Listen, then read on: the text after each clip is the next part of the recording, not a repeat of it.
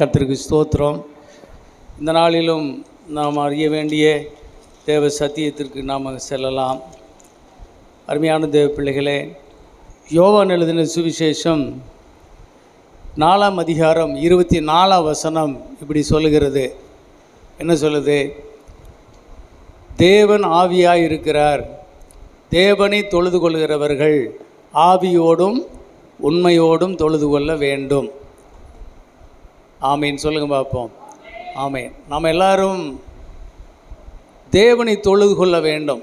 அதற்காகத்தான் நாம் படைக்கப்பட்டிருக்கிறோம்.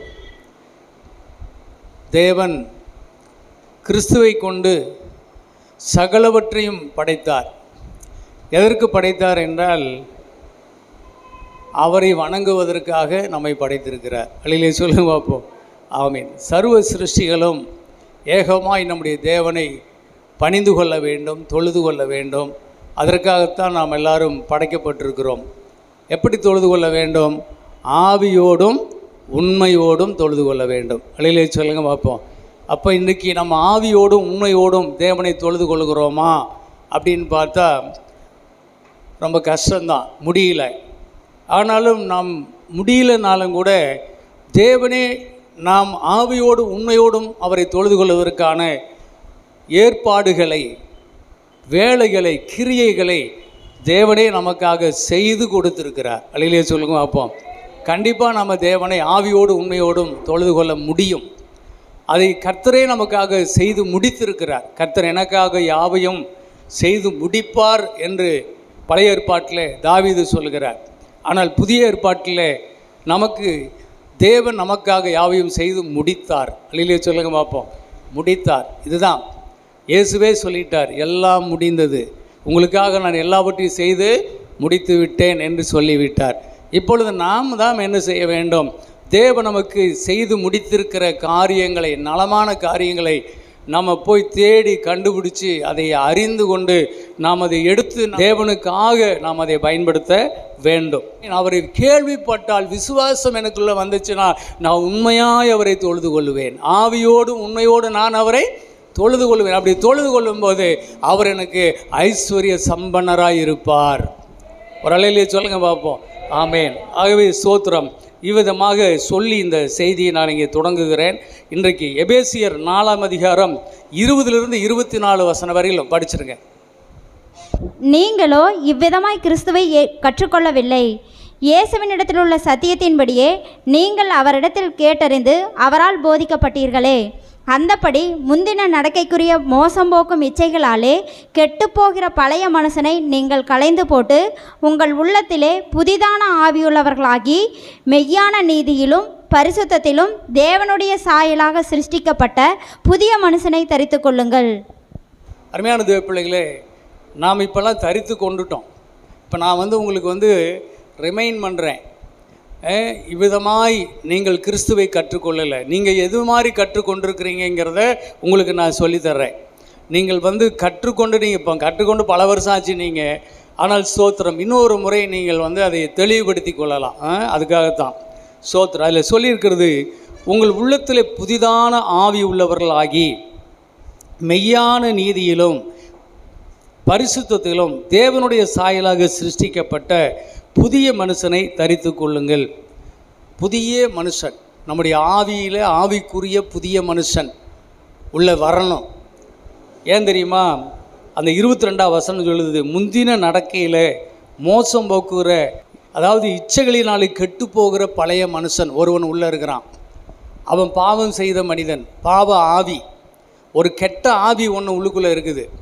அது தேவன் இல்லாத ஆவி. தேவன் எப்போ வெளியே போயிட்டார். தேவன் வெளியில் போனதுனால தான் அந்த ஆவி மரித்து போன ஆவி என்று சொல்லப்படுகிறது. ஜீவன் இல்லை, ஜீவன் இல்லை, ஜீவன் இல்லாத ஒரு ஆவி, பிசாசினால் ஆளப்பட்ட ஒரு ஆவி ஒரு மனுஷனுக்குள்ளே இருக்குது. அதனால தான் அவன் என்ன செய்கிறான்?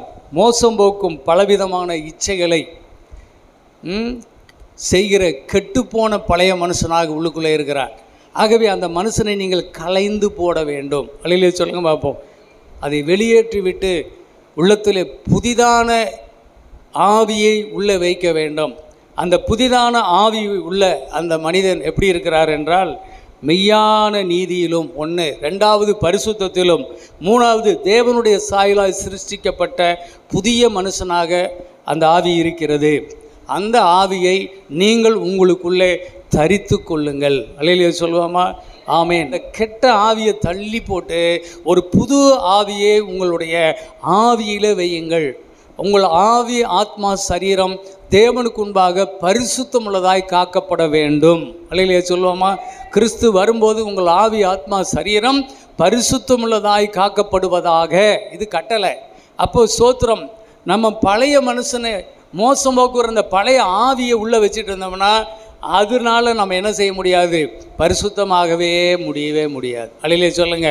அதனால தான் கர்த்தர் சொல்கிறாரு, அவனை தள்ளி போட்டு புதிதான ஆவியை வையுங்க அப்படின்னு சொல்கிறார். எதுக்குன்னு சொன்னால், தேவன் ஆவியாக இருக்கிறார். தேவன் ஆவியிலே தான் வாழ ஆசைப்படுகிறார். அந்த ஆவி எப்படி இருக்க வேண்டும்? ஆவி தேவனுடைய பரிசுத்தமுள்ள ஆவியாக இருந்தால் தான் பரிசுத்தமுள்ள தேவனை ஆவியோடு உண்மையோடு தொழுது கொள்ள முடியும், நம்மளால் முடியும். அதுக்காகத்தான் அவர் அப்படி சொல்கிறார். அப்போ ஸ்தோத்திரம். இதை மனுஷனால் செய்ய முடியாது. இந்த பழைய மனுஷனை எங்கிட்டிருந்து அகற்றிட்டு ஒரு புது மனுஷனாக நான் மாறுவது என்றால் அது என்னால் முடியாத காரியம். அதனால தான் அவரே அதை செய்கிறார். நமக்காக நம்மால் முடியாதது எதுவோ அதை அவரே நமக்கு செய்து கொடுக்கிறார். அவர்தான் நமக்கு நல்ல தேவன். அவருடைய முயற்சி தான் அது, நம்முடைய முயற்சி அல்ல. நாமளே வலுக்கட்டாயமாக நம்மை பரிசுத்தப்படுத்திக்கிட்டு ஆண்டவருக்கு முன்பாக நம்ம உண்மையாக வாழ்ந்துடலாம் நம்ம ஆசைப்பட்டோம்னா கண்டிப்பாக நம்மளால் வாழவே முடியாது. அல்லேலூயா சொல்லுங்க. ஆமென். 100க்கு 100 வாழ முடியாது. எழுதி வச்சுக்கோங்க. தேவன் நமக்கு என்ன செய்திருக்கிறாரோ அதை நம்ம மனசார ஏற்றுக்கொள்ளுங்க. அல்லேலூயா சொல்லுங்க.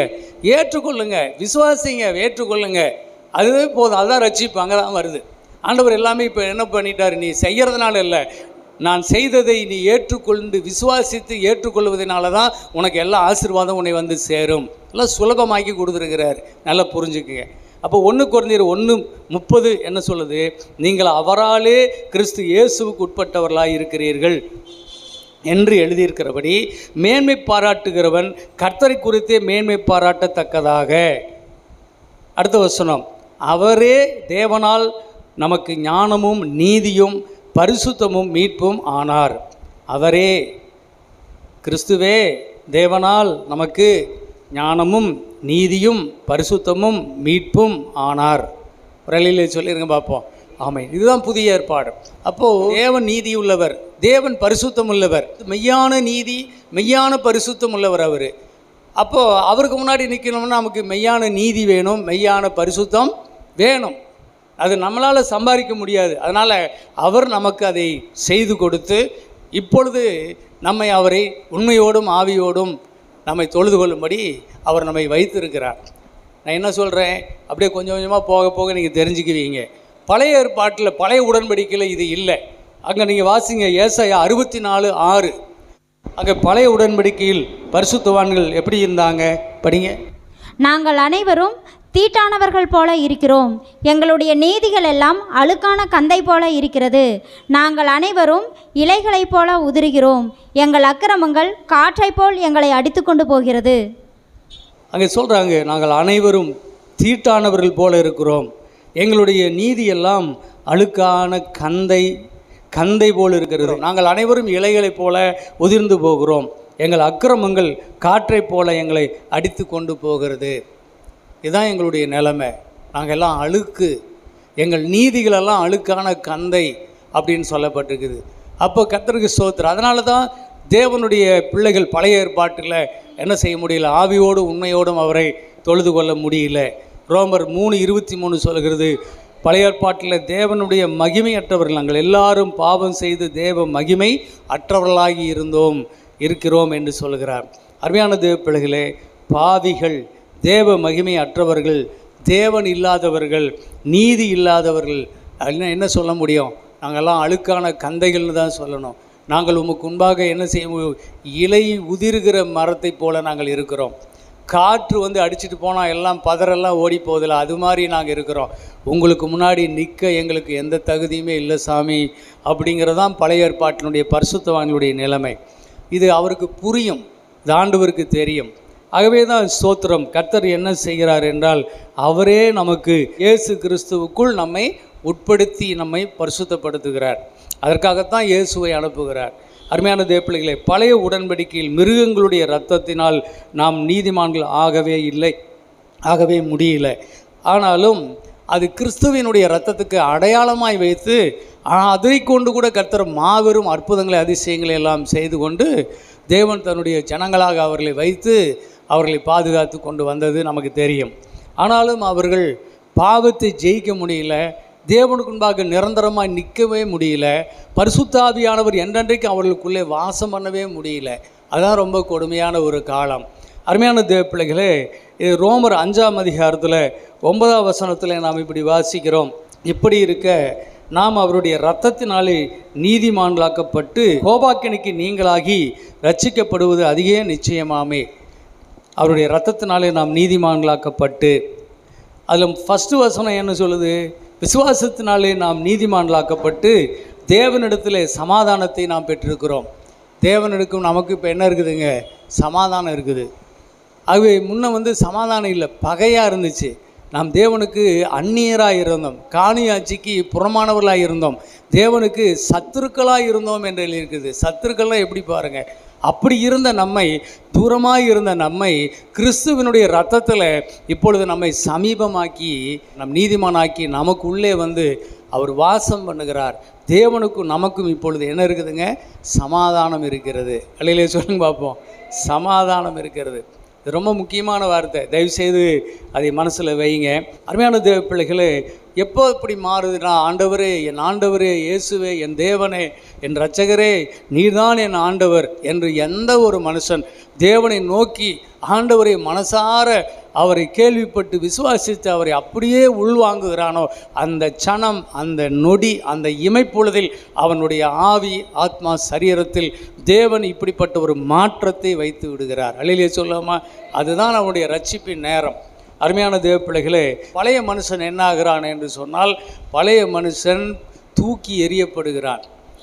தூக்கி எறியப்படுகிறான். இதான் ரோமர் 6ஆம் அதிகாரத்தில் ரோமர் 6ஆம் அதிகாரத்தில் நீங்கள் 1லிருந்து நீங்கள் படிச்சிங்கன்னா அங்கே என்ன செய்கிறோம்? பழைய மனிதன் நம்ம ஞானஸ்தானம் எடுக்கும்போது என்ன செய்கிறோம்? கிறிஸ்துவுக்குள்ளே நாம் பாவத்துக்கு மரித்து நீதிக்கு பிழைக்கிறவர்களாக எழும்புகிறோம். பழைய மனுஷனையும் அவனுடைய காரியங்கள் எல்லாவற்றையும் நாம் என்ன செய்துட்டோம்? அடக்கம் செய்து விட்டோம். அவனை மூடிட்டு தான், அவனை தண்ணியில் அடிச்சுட்டு போக வச்சுட்டு தான் புது மனுஷனாக எழுந்திருக்கிறோம். அலையிலே சொல்ல பார்ப்போம். அதுதான் ரோமர் 6ஆம் அதிகாரத்தில் நமக்கு அந்த ஃபுல்லாகவே நீங்கள் படிச்சுக்கலாம். அதுதான் அதனுடைய மூலப்பொருள். கலாத்தியர் 2:20 என்ன சொல்லுது? கலாத்தியர் 2:20 அதை படிங்க. இது எப்போ நடக்குது? கல்வாரி சிலுவையில் இயேசு கிறிஸ்து நமக்காக ஜீவனை கொடுக்கும்போதே இந்த காரியம் அங்கே நடந்து விட்டது. அது கொஞ்சம் காலம் கழித்து தான் நமக்கெல்லாம் தெரியுது. நம்ம விசுவாசிக்கும் போது நமக்கு அது மாற்றம் ஆகுது. பவுல் அப்போஸ்தலனுக்கு ஆரம்பத்தில் இந்த விஷயம் தெரியவே இல்லை. அப்புறம் கிறிஸ்தவரில் கொலை செய்கிறதுக்கு போயிட்டுருக்கிறான். அப்போது ஒரு நாள் மத்தியான வேளையில் சூரிய வெளிச்சத்திலும் அதிக வெளிச்சமாய் இயேசுவே அவருக்கு தோன்றி, நீ துன்பப்படுத்துகிற இயேசு நான் தான் என்று இயேசு அவனுக்கு வெளிப்படுத்தின பிறகு அப்பொழுது சவுலுடைய இருதயம் மாறினது. அவரை ஆண்டவரே, இரட்சகரே என்று இயேசு கிறிஸ்துவை ஏற்றுக்கொண்டான். ஏற்றுக்கொண்ட பிறகு அவன் இப்பொழுது என்ன சொல்கிறான்? கலாத்தியர் 2:20, கிறிஸ்துவுடனே கூட சிலுவையில் அறையப்பட்டேன், ஆயினும் பிழைத்திருக்கிறேன். இனி நான் அல்ல, கிறிஸ்துவே எனக்குள் பிழைத்திருக்கிறார். நான் இப்பொழுது மாம்சத்தில் பிழைத்திருக்கிறதோ, என்னில் அன்பு கூர்ந்து எனக்காக தம்மைத்தாமே ஒப்பு கொடுத்த தேவனுடைய குமாரனை பற்றும் விசுவாசத்தினாலே பிழைத்திருக்கிறேன். ஆமேன் சொல்லுங்க பார்ப்போம். ஆமேன். இப்போ என்ன சொல்கிறாரு பவுல்? நான் கிறிஸ்துவுடனே சிலுவையில் அறையப்பட்டு விட்டேன். என்னுடைய பழைய மனுஷன், நான் என்கின்ற பழைய மனுஷன் சிலுவையில் அறையப்பட்டு விட்டது. இப்பொழுது நான் பிழைத்திருக்கிறது அவரை நம்பும் விசுவாசத்தினாலே நான் இப்பொழுது பிழைத்திருக்கிறேன். என்னில் வாழ்கிறது இப்பொழுது கிறிஸ்து வாழ்கிறார். அல்லையிலே சொல்ல பார்ப்போம். கிறிஸ்துவை பற்றும் விசுவாசம் வாழ்கிறது, என்னில் கிறிஸ்து வாழ்கிறார் என்று சொல்லுகிறார். அப்போ கர்த்தருக்கு ஸ்தோத்திரம். இது நடந்து முடிஞ்சிருச்சு. 2000 வருஷத்துக்கு முன்னாடியே இது நடந்துருச்சு. ஆனால் இப்பொழுது யாரெல்லாம் இந்த செய்தியை கேள்விப்படுகிறார்களோ, விசுவாசிக்கிறார்களோ, அவர்களுக்குள்ளே இந்த செய்தியானது என்ன செய்யுது? ஜீவனை கொடுக்கிறது. அல்லேலூயா சொல்லுவோமா?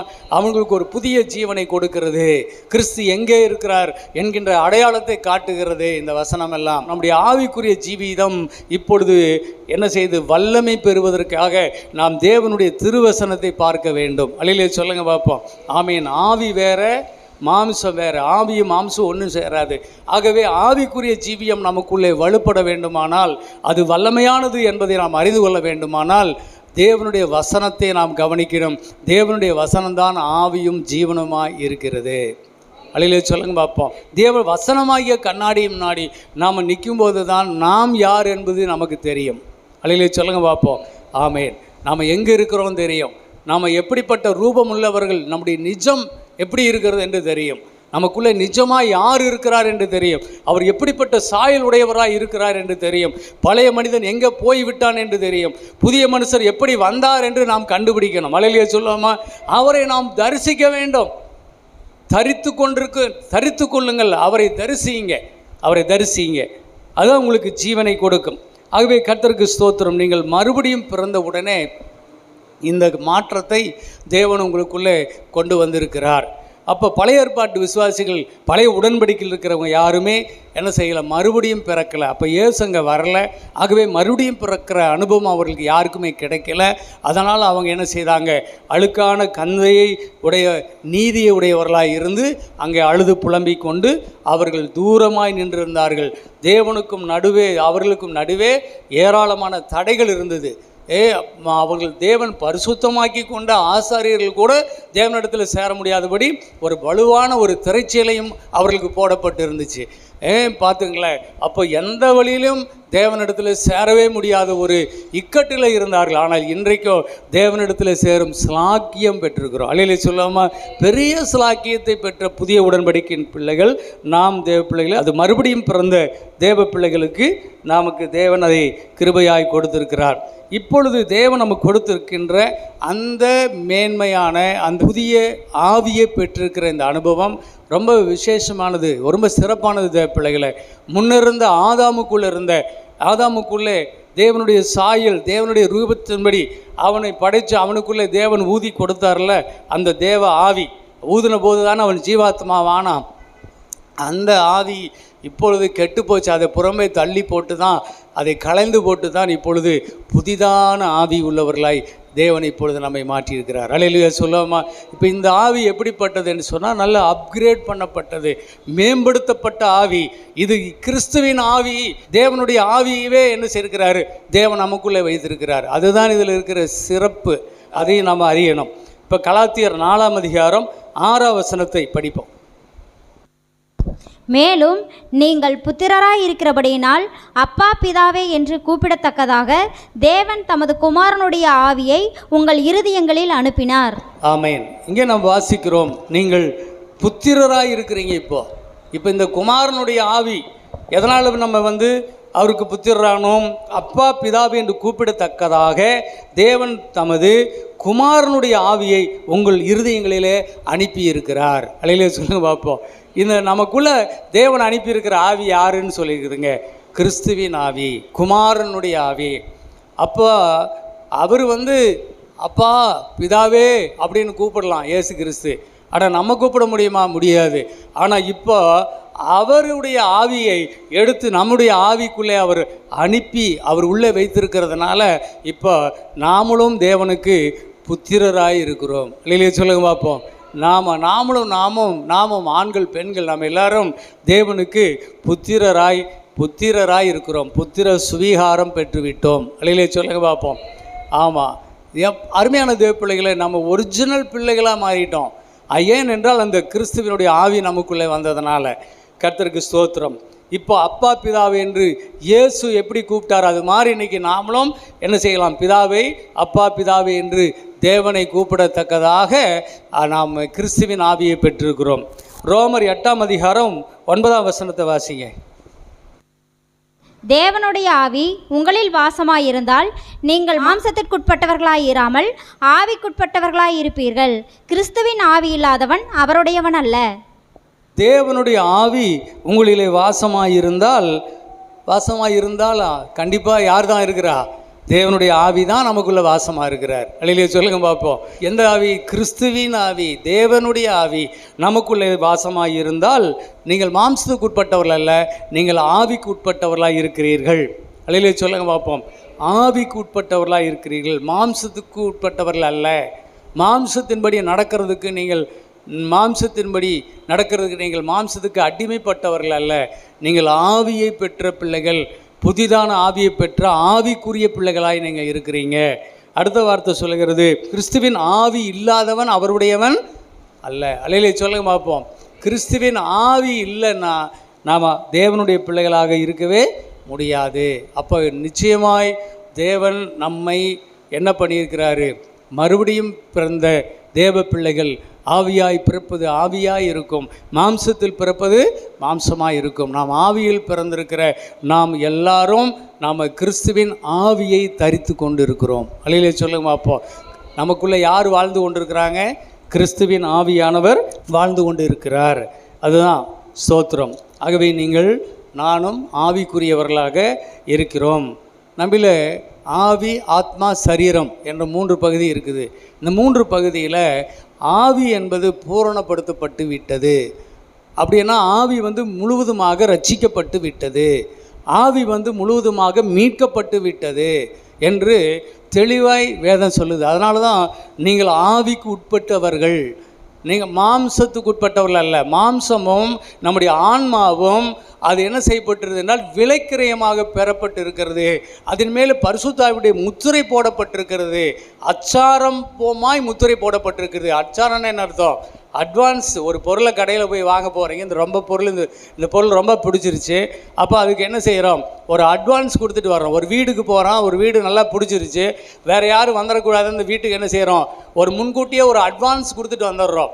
அப்போது அந்த வீட்டு உரிமையாளர் என்ன செய்ய மாட்டார்? ஐயோ, இந்த அம்மா ஒரு அட்வான்ஸ் கொடுத்துட்டு போச்சு, அந்த வீடை நான் யாருக்கும் தரமாட்டேன் அப்படின்னு சொல்லி அந்த அட்வான்ஸ்னால் உங்களுக்கு அந்த வீட்டை அவங்க உறுதியாக பிடிச்சு வச்சுருப்பாங்க, யார் போனாலும் தரமாட்டாங்க. அது மாதிரி உங்கள் மேலே பரிசுத்த ஆவியினுடைய முத்திரை என்னும் அச்சாரம் உங்கள் மேலே போடப்பட்டிருக்கிறது என்று எபேசியர் புஸ்தகத்தில் சொல்லப்பட்டிருக்கிறது. அது எதற்கு? மீட்கப்படும் நாளுக்கென்று.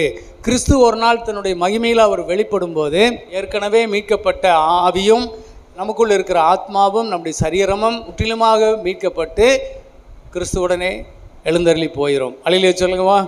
ஆமாம். அப்போ இன்றைக்கு நமக்குள்ளே பூரணமாக்கப்பட்ட ஒரு ரட்சிக்கப்பட்ட ஒன்று நமக்குள்ளே இருக்கிறது என்றால் நம்முடைய ஆவியிலையா, ஆத்மாவிலையா, சரீரத்திலையா என்று கேட்டால் அது தெளிவாக நீங்கள் தெரிஞ்சுக்கோங்க. உங்கள் ஆவியை தேவன் மீட்டு விட்டார். அது விலக்கி கொடுத்து அதை முற்றிலுமாக மீட்டும் எடுத்து விட்டார். அந்த ஆவியிலே அது தேவனுடைய கிறிஸ்துவின் ஆவியையே உள்ளே வச்சிட்டாரு. அப்போ சோத்திரம், அது ஒரு நிறைவு பெற்ற ஒரு ரட்சிப்பு. அல்லையிலே சொல்லுங்க பார்ப்போம். ஒரு நிறைவான ரட்சிப்பு தேவ பிள்ளைகளாக இருக்கிற உங்களுக்குள்ளும் எனக்குள்ளும் நிறைவு பெற்ற ஒரு ரட்சிப்பு நமக்குள்ளே வந்துருச்சு. அதில் இனி ஒன்றும் கூட சேர்க்க வேண்டிய அவசியமே கிடையாது, ஒன்றை எடுக்க வேண்டிய அவசியம் கிடையாது. அது கர்த்தராகிய இயேசு கிறிஸ்து நாம் எல்லாரும் நித்தியத்திலே போய் சேரும் வரையிலும் இந்த ரட்சிப்பு பூரணப்பட்ட ஒரு ரட்சிப்பாக நம்முடைய ஆவிக்குள்ளே இங்கே தான் நாம் அதை பெற்றிருக்கிறோம். அதனால தான் நீங்கள் பிரதர் ரட்சிக்கப்பட்டீங்களா, சிஸ்டர் ரட்சிக்கப்பட்டீங்களான்னு கேட்டால் நாம் ரட்சிக்கப்பட்டோம் என்று சொல்லுகிறோம். அல்லையிலே சொல்லுங்கள். ரட்சிக்கப்பட்டவர்களுக்கு என்ன செய்கிறோம்? இங்கே திருவிருந்து கொடுக்கிறோம், ஞானஸ்தானம் கொடுத்து தேவ பிள்ளைகளை ஏற்றுக்கொண்டு அப்படிப்பட்டவர்களுக்கு இங்கே திருவிருந்து கொடுக்கிறோம். ஏனென்றால் நீங்கள் ரட்சிக்கப்பட்டவர்கள். நீங்கள் இன்னும் ஞானஸ்தானம் பெறவில்லை என்றால், மறுபடியும் பெறவாவிட்டால் நீங்கள் பெற்றுக்கொண்டு இங்கே ரட்சிப்பை பெற்றுக்கொண்டு இங்கே திருவிருந்து எடுங்கள் என்று அவர்களை நாம் அனுப்பி விடுகிறோம். நல்லா புரிஞ்சுக்குங்க. நாம் ரட்சிக்கப்பட்டோம் என்று சொல்லுவது எதை சொல்லுகிறது? நம்முடைய ஆவி ரட்சிக்கப்பட்டு விட்டால் நாம் ரட்சிக்கப்பட்டு விட்டோம். அல்லையிலே சொல்லுவோமா? நம்முடைய அடையாளம் எது என்றால் நம்முடைய ஆவி தான் நம்முடைய அடையாளம்.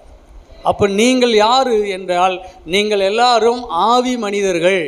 உங்களுடைய ஆவி மீட்கப்பட்டு விட்டது. நீங்கள் ஆவியிலே பூரணப்படுத்தப்பட்ட புருஷனாகிய கிறிஸ்துவின் ஆவியை தரித்து கொண்டு இருக்கிறீர்கள். ஆகவே அந்த பரிசுத்த ஆவி, அந்த கிறிஸ்துவின் ஆவி தான் உங்களுக்கு அடையாளமாக இருக்கிறது. அதனால தான் நீங்கள் கிறிஸ்தவர்கள். கிறிஸ்து உங்களுடையவர், நீங்கள் கிறிஸ்துவினுடையவர்கள், நீங்களும் நானும் எல்லாரும் கிறிஸ்தவர்கள் என்று அழைக்கப்படுகிறோம். அல்லேலூயா சொல்லுங்க பார்ப்போம். நல்ல தெளிவாக இந்த விஷயத்தை நம்ம உள்வாங்கி கொள்ள வேண்டும். மேம்படுத்தப்பட்ட கிறிஸ்துவினுடைய ஆவியை நமக்குள்ளே உள்வாங்கி நாம் வாழ்ந்து கொண்டு இருக்கிறோம். அவர் பரிபூர்ணமான ஆவி, குறையில்லாத ஆவி.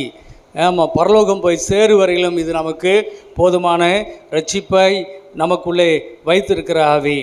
மெய்யான நீதியிலும் பரிசுத்தத்திலும் தேவனுடைய சாயலாய் சிருஷ்டிக்கப்பட்ட புதிய ஆவி, புதிய மனுஷன் இயேசு கிறிஸ்துவின் ஆவி நமக்குள்ளே வந்து விட்டது. தரிக்கப்பட்டு விட்டோம்.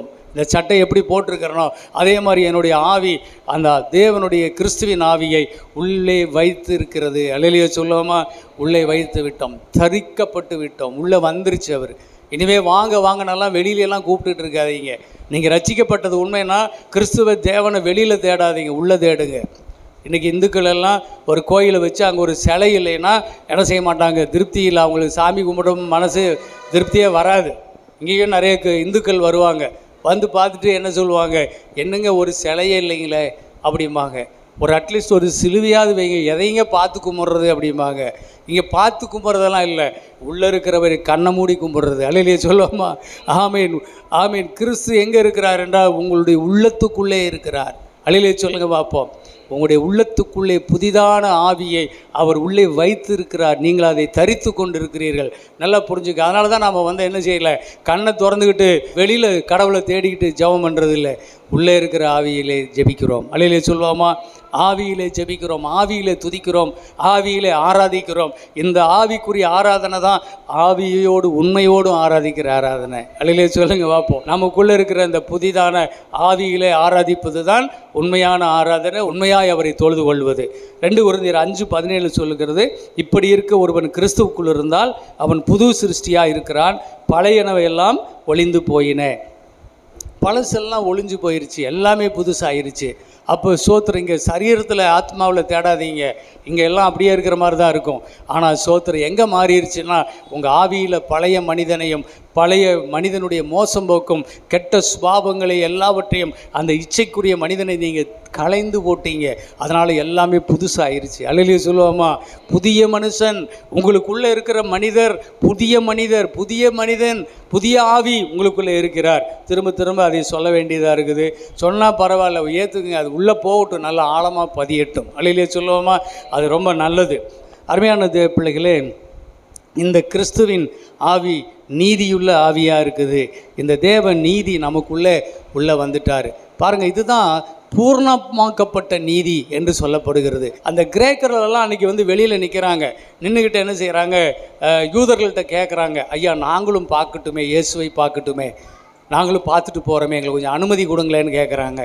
அப்போ இயேசுகிட்ட சீசர்கள் சொல்கிறாங்க, ஆண்டவரே இந்த கிரேக்கரான ஜனங்கள் புறஜாதிகள் வெளியே நிற்கிறாங்க, உங்களை பார்க்கணுன்னு கேட்குறாங்க அப்படின்னு சொல்லி இயேசுகிட்ட சொல்லுவாங்க.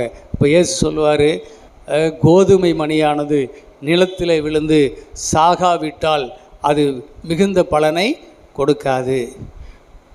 கோதுமை மணி நிலத்தில் விழுந்து என்ன செய்ய வேண்டும்? சாக வேண்டும்.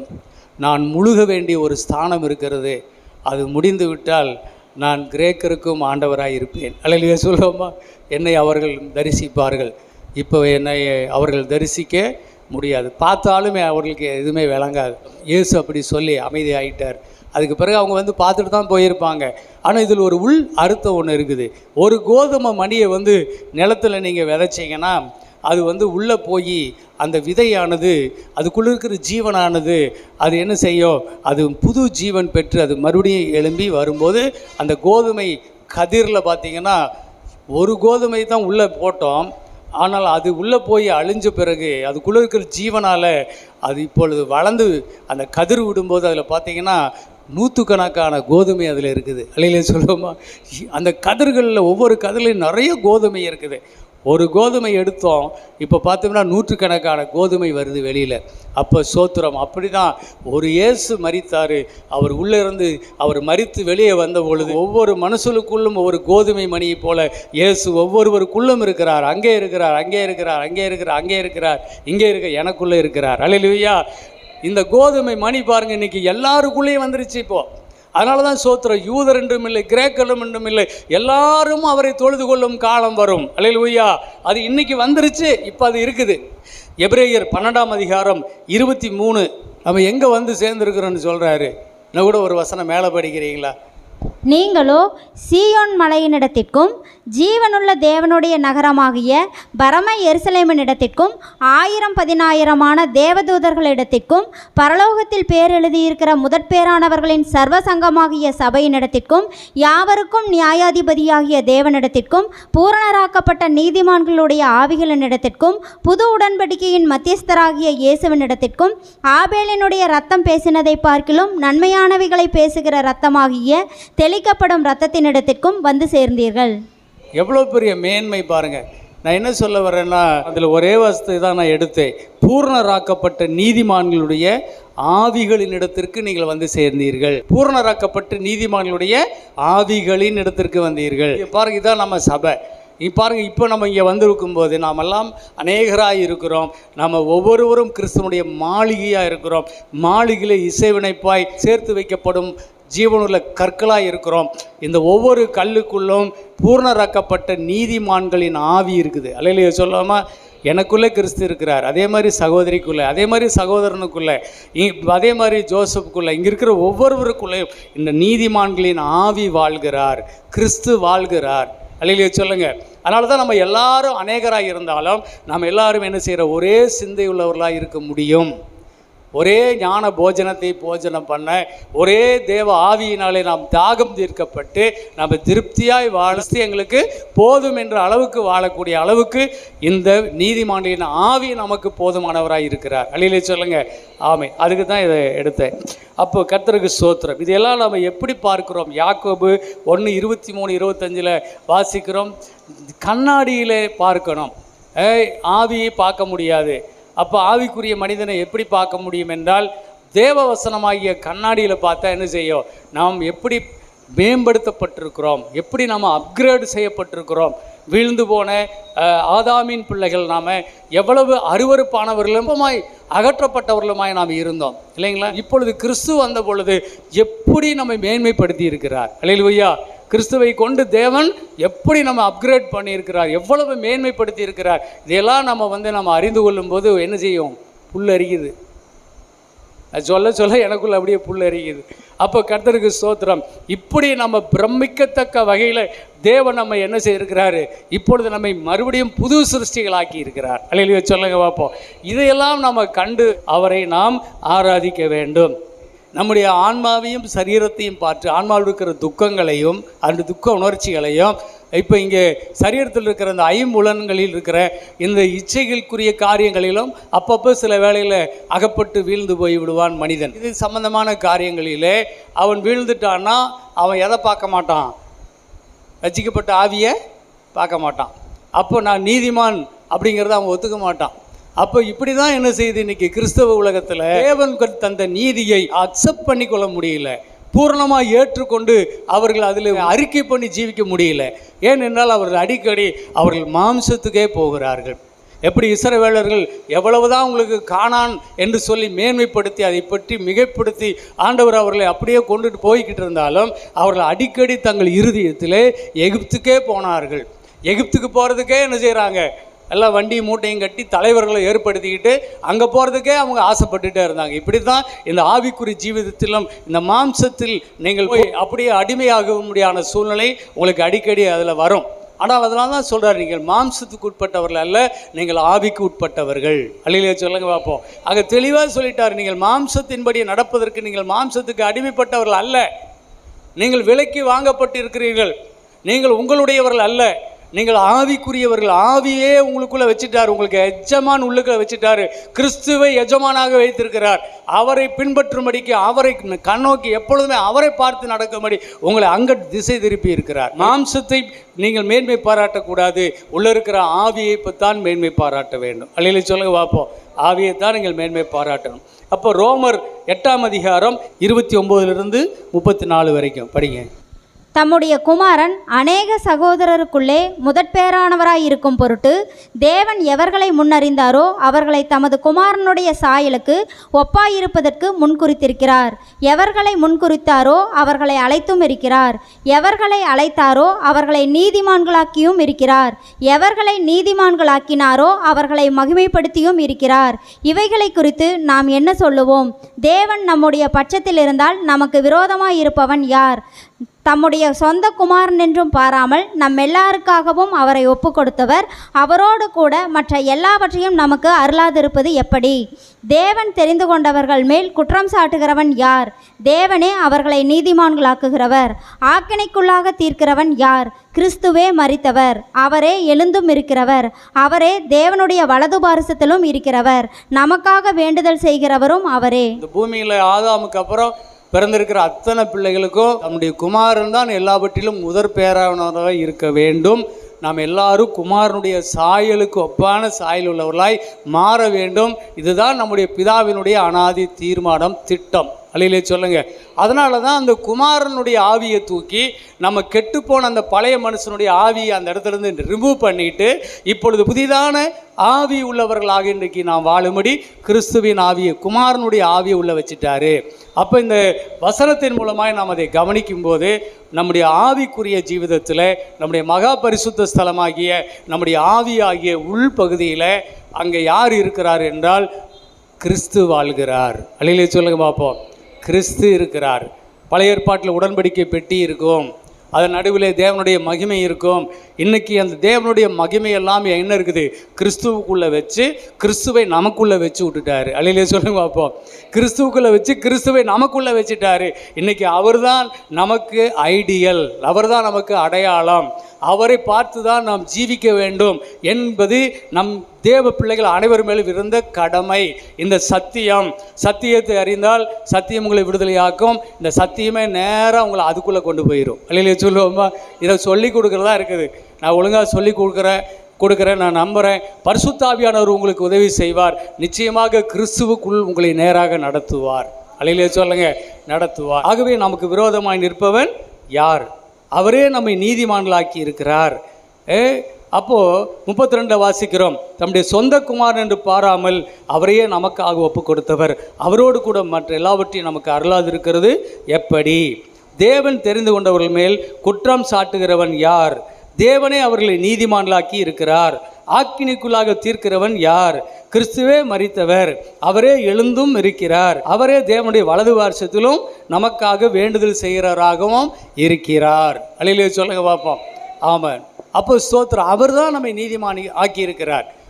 நான் உன்னை நீதிமான் ஆக்கிட்டேன்னு சொல்கிறார். அவரே நமக்கு நீதியும் மீட்பும் ஆயிருக்கிறார். நம்ம நீதிமான் ஆக்கப்படுவதற்காக அவர் என்ன செய்திருக்கிறாரு? அவர் நமக்கு அன்றைக்கு பாவி ஆனார்.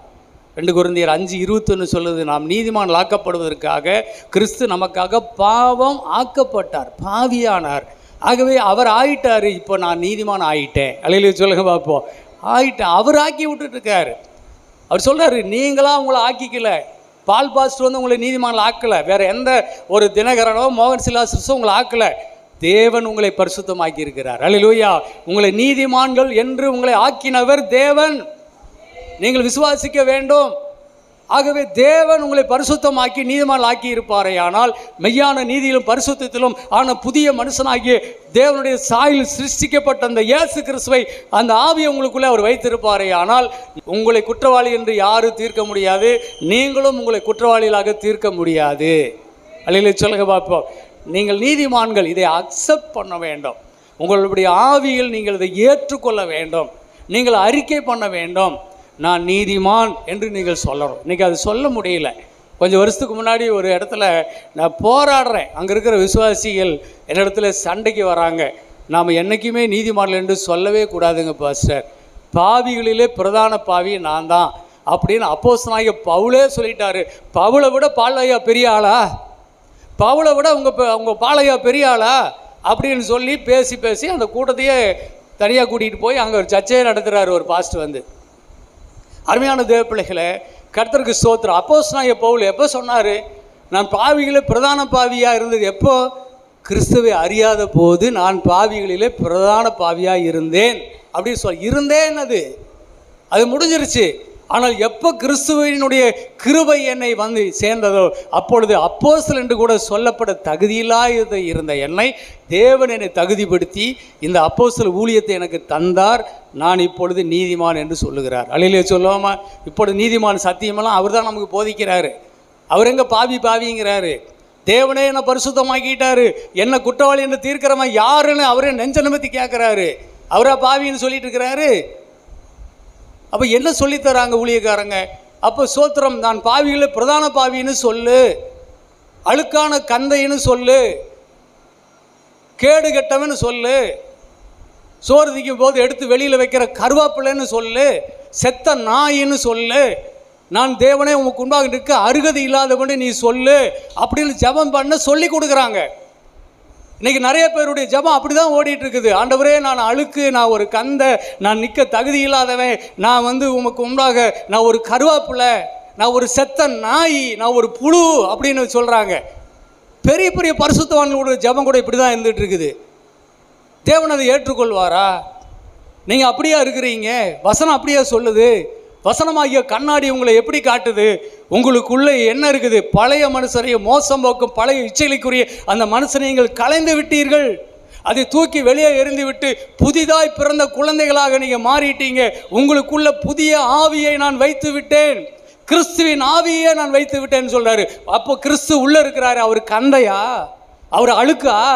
அவர் புழுவா? அவர் கருவாப்பிள்ளையா? யாரை பார்த்து நீங்கள் அப்படி பேசிகிட்டு இருக்கிறீங்க? அப்போ உள்ளுக்குள்ளே இருக்கிற உங்களுடைய பரிசுத்தம் பண்ணினவரை, உங்களை பரிசுத்தம் ஆக்கினவரை நீங்கள் எப்படி பார்க்குறீங்க? எப்படிப்பட்ட விசுவாசம் உங்களுக்குள்ளே இருக்குது? அப்போ கர்த்தருக்கு ஸ்தோத்திரம். நீங்கள் இன்னும் எந்த பகுதியை கவனிக்க வேண்டுமோ அந்த பகுதியை இன்னும் கவனிக்கவில்லை. நீங்கள் விசுவாசத்துக்கு ஏற்றுவாக தேவனுடைய வசனத்தை நீங்கள் உற்று நோக்குங்கள். நீங்கள் யார் என்று முதல்ல அடையாளத்தை கண்டுபிடியுங்கள். நீங்கள் யார் என்று சொன்னால், நீங்கள் ஆவியோ ஆத்மா சரீரம் 3 இருக்குது. அதில் நீங்கள் யாருன்னு கேட்டால் ஆத்மாவல்ல, நீங்கள் இருக்கிற இந்த சரீரம் அல்ல, உங்களுடைய அடையாளம் ஆவிதான். நீங்கள் யார் என்று கேட்டால் கிறிஸ்துவின் ஆவி எனக்குள் இருக்கிறார், நான் ஆவிக்குரியவன் என்று சொல்லுங்க. பூர்ணமாக்கப்பட்ட பரிசுத்த ஆவியை பெற்றவன், நான் ஆவிக்குரிய கிறிஸ்தவன், கிறிஸ்து எனக்குள் இருக்கிறபடியால் நான் கிறிஸ்தவன் அப்படின்னு சொல்லுங்க. அப்படி சொல்லக்கூடியவர்கள் பரிசுத்தத்தை தான் மேன்மை பாராட்டுவீர்கள். உங்களுக்குள்ளே இருக்கிற தேவன் உங்களை எப்படி மேன்மைப்படுத்தி மெச்சூர்ட் ஆக்கி வச்சிருக்கிறாரு, எப்படி அப்கிரேட் ஆக்கி வச்சிருக்கிறாரு. முன்ன இருந்த ஆவி இல்லை, முன்ன இருந்த ஆதாமுக்குள்ள இருந்த ஆவி இல்லை. இப்போ அதையெல்லாம் தூக்கி போட்டு அவருடைய ஆவியே அவரே உள்ளே வந்து தங்கியிருக்கிறார் என்றால் இது எவ்வளவு பெரிய விஷயம். நான் எப்படி என் வாய் கூசாமல் நான் உள்ளுக்குள்ளே அழுக்காக இருக்கிறேன்னு நான் எப்படி சொல்லுவேன்? சொல்லுங்கள். அப்போ இன்றைக்கி நான் அப்படி சொல்லிட்டு இருந்தேன்னு சொன்னால் நான் இன்னும் என் கண்ணாடிகளை, என் சாயலை நான் காணவில்லை என்று அர்த்தம். எனக்கு உண்டான அந்த தேவ சத்தியத்தை நான் இன்னும் பார்க்கவில்லை என்று அர்த்தம். ஆகவே இன்றைக்கு நீங்கள் இந்த சத்தியத்தை நீங்கள் பாருங்கள். ரோமர் 12:1-2 என்ன சொல்லுது? அப்படி இருக்க சகோதரரே, நீங்கள் உங்கள் சரீரங்களை பரிசுத்தமும் தேவனுக்கு பிரியமுமான ஜீவ பலியாக ஒப்புக்கொடுக்க வேண்டுமென்று தேவனுடைய இரக்கங்களை முன்னிட்டு உங்களை வேண்டிக் கொள்கிறேன். இதுவே நீங்கள் செய்யத்தக்க புத்தியுள்ள ஆராதனை. நீங்கள் இந்த பிரபஞ்சத்திற்கு ஒத்த வேஷம் தெரியாமல் தேவனுடைய நன்மையும் பிரியமும் பரிபூர்ணமுமான சித்தம் இன்னதென்று பகுத்தறியத்தக்கதாக உங்கள் மனம் புதிதாகிறதினாலே மறுரூபமாகுங்கள். ஆமீன். கவனிச்சிங்களா? அப்போ இங்கே என்ன சொல்கிறாருன்னு சொன்னால், சோத்திரம், நீங்கள் செய்யக்கூடிய புத்தியுள்ள ஆராதனை என்றால் உங்கள் சரீரங்களை தேவனுக்கு உகந்ததாய் ஜீவ பலியாக ஒப்பு கொடுக்க வேண்டும். அணு தினமும் நீங்கள் எந்திரிச்சு என்ன செய்யணும்? என் சரீரத்தை உங்கள் பலிபீடத்தில் வைக்கிற ஆண்டவரே, என் மனமாகிய ஆத்மா, மனம்தான். ஆத்மா எங்கே இருக்குது? மனசில் இருக்குது. மனம்தான். ஆத்மாவுடைய தன்மை என்ன சொல்லி கொடுத்தேன்? அதில் மனம், உணர்ச்சி, சித்தம், அப்புறம் மனசாட்சி, இது நாளையும் உள்ளடக்கினது தான் ஆத்மா. அப்போ அந்த ஆத்மாவில் தான் மனம் இருக்குது. உங்கள் மனம் புதிதாகிறதுனாலே நீங்கள் மறுரூபமாகிறீர்கள். உங்களோட ஆவி பூர்ணமாயிருச்சு. ஆவியை பற்றி மேட்டரே கிடையாது. இப்போ உங்களுடைய சரீரத்தை அனுதினமும் தேவனுடைய பீடத்திலே ஜீவபலியாக கொடுக்க வேண்டும். அல்லேலூயா சொல்லுங்கள். இது அனுதினமும் நான் சாகிறேன் என்று பவுல் ஏன் சொன்னார்? அனுதினமும் இந்த பாவத்துக்கு நான் செத்து நான் நீதிக்கு பிழைத்து நான் ஜீவிக்கிறேன்.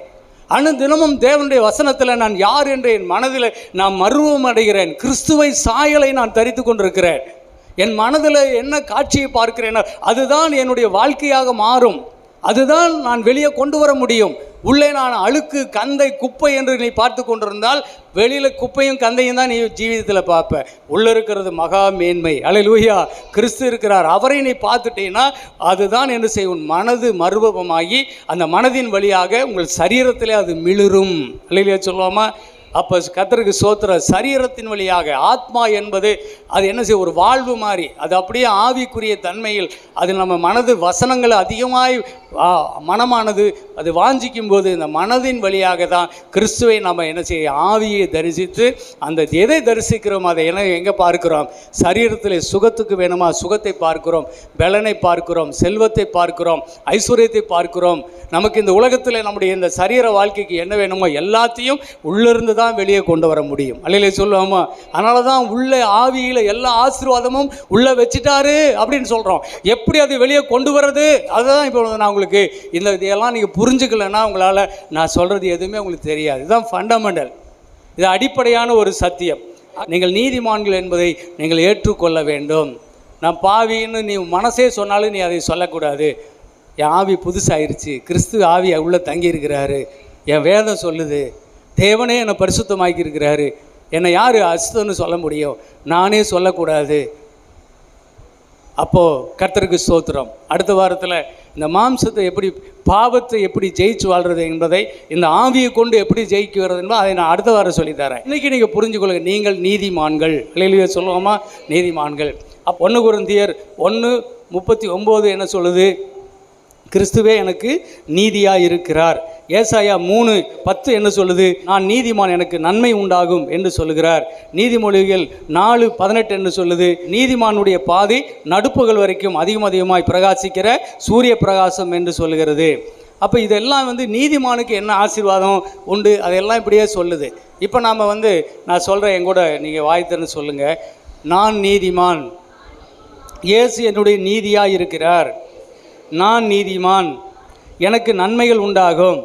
நான் நீதிமான், என்னுடைய பாதை நடுப்பகல் வரைக்கும் அதிகமாய் பிரகாசிக்கும் சூரிய பிரகாசம்.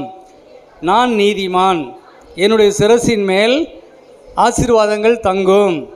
நான் நீதிமான், ஆஸ்தியும் ஐஸ்வர்யமும் என் வீட்டில் இருக்கும். நான் நீதிமான், எனக்கு ஒரு கேடும் வராது. நான் நீதிமான், என்னுடைய பாதை ராஜபாதை. நான் நீதிமான், நான் விரும்புகிற காரியம் எனக்கு கொடுக்கப்படும். நான் நீதிமான், தேவனுடைய செவிகள் என் கூப்பிடுதலுக்கு திறந்தே இருக்கிறது. நான் நீதிமான், என்னுடைய முடிவு சமாதானம். நல்லா ஒரு சத்தமாக ஒரு அலையிலே சொல்லுங்க பார்ப்போம். அப்போ நீதிமானுக்குரிய ஆசீர்வாதம்லாம் உங்களுக்கு வந்துடும். எப்போ நீங்கள் நீதிமானாக மாறிட்டீங்கிற சத்தியத்தை உள்வாங்கி நீங்கள் நீதிமான் என்பதை மனப்பூர்வமாக ஏற்றுக்கிட்டு, என் ஆவியிலே நான் நீதிமானாக இருக்கிறேன், என் ஆவி ரட்சிக்கப்பட்டு விட்டது, நான் நீதிமான். அல்லேலூயா சொல்லுங்க பார்ப்போம். நீங்கள் இதை ஒத்துக்கிட்டீங்கன்னா நீதிமானுக்குரிய ஆசீர்வாதம் எல்லாம் உங்களுக்கு தான்.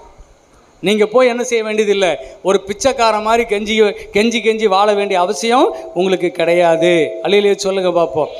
ஆமேன். ஆகவே இந்த உலகத்தில் இருக்கிறவனிலும் உங்களில் இருக்கிறவர் பெரியவர்.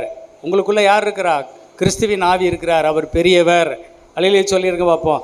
ஆமேன். கிறிஸ்துவுக்குள் நான் இப்பொழுது புது சிருஷ்டியாக இருக்கிறேன், பழையன எல்லாம் ஒளிந்து விட்டது, எல்லாம் புதிதாயிட்டு. ஆமீன் சொல்லுங்க. ஆமேன். என்னுடைய உள்ளத்தில் புதிதான ஆவி உள்ளவன் ஆனேன். மெய்யான நீதியிலும் பரிசுத்தத்திலும் தேவனுடைய சாயலால் சிருஷ்டிக்கப்பட்ட புதிய மனுஷனை நான் தரித்து கொண்டிருக்கிறேன். ஆமேன். ஆமீன். கிறிஸ்துவே தேவனால் எனக்கு ஞானமும் நீதியும் பரிசுத்தமும் மீட்பும் ஆகியிருக்கிறார். ஆமீன். ஆமீன். இப்பொழுது சிறந்த மேம்படுத்தப்பட்ட குமாரனுடைய ஆவி எனக்குள்ளே தேவன் வைத்திருக்கிறார். ஆமீன். ஆமீன். தேவனுக்கு இப்பொழுது நான் மகனாக இருக்கிறேன்.